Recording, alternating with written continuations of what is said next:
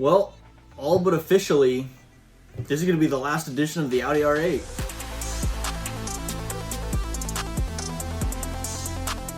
So earlier this week, Audi announced a new R8 variant, and they're kind of saying that it's going to be the last one. How do I know? Well, quote Audi, goodbye to the V10 engine. So I think this is kind of the send-off for the Audi R8. I don't know what's going to happen this soon, to be honest. I thought we were going to have the R8 a little bit longer, you know. I like the R8. I think it's pretty cool. I think it's a more subdued version of the Huracan. But this new version is definitely anything but subdued. So this is basically a track-ready version of the Audi R8, but it's got a little bit more horsepower, 611 to be exact, but it's also got rear-wheel drive, which is really cool because previous rear-wheel drive Audi R8 variants were kind of limited on their horsepower. I think they made like 580.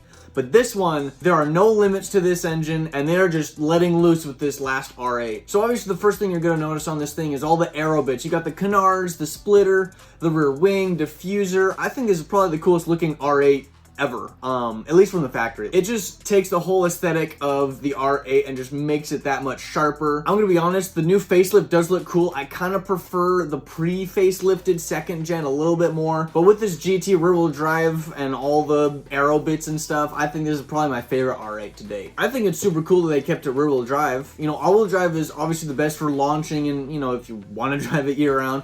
But rear-wheel drive is, I think, a little bit more unique. It's kind of against the grain. So many supercars nowadays are going all-wheel drive.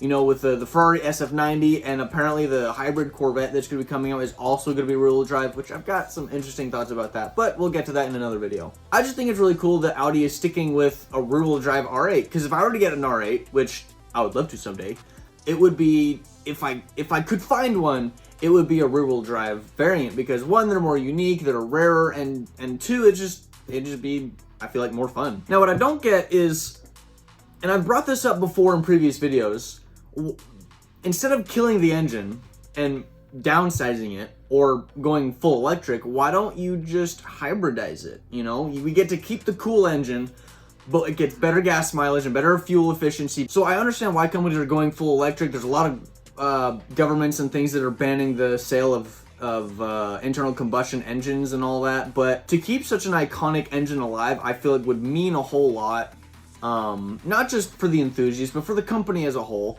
And if you want to keep it around longer, why not make it a hybrid? Keep it naturally aspirated, right? You don't have to downsize and turbo it, just make it a plug-in hybrid. I don't know. I don't know how all this works in terms of, you know, corporate stuff. They may not be able to hybridize a V10 for whatever reason, I don't know. But there is going to be a successor to the R8. We're just gonna have to wait a long time for it, which is kind of sad. But something else that I'm curious about though is they said goodbye to the V10, and I'm pretty sure they said the successor is going to be electric, right? But here's the thing, Lamborghini is going to come out with a successor to the Huracan. Now, I don't know what kind of engine that's going to take, but Audi could always make their own version of that car. Whatever ends up replacing the Huracan, Audi could have their own version of it, you know? I think that'd be really cool, because the Lamborghini is going to be loud and brash and, you know, all in your face.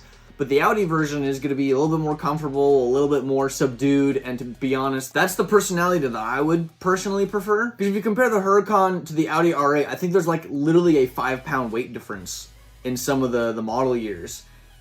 But the Audi was a lot more comfortable and was more subdued, and in my opinion, looks better. So I'm kind of sad that the Audi R8 is going away.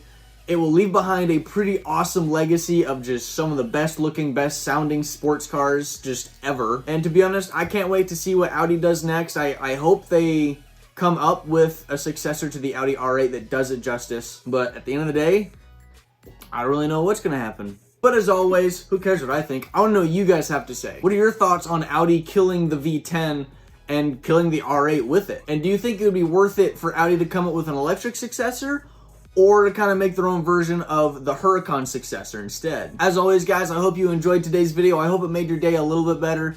If it did, go ahead and hit that like button, subscribe as well. That'd be super, super cool. But just like always, guys, I'll see you in the next video.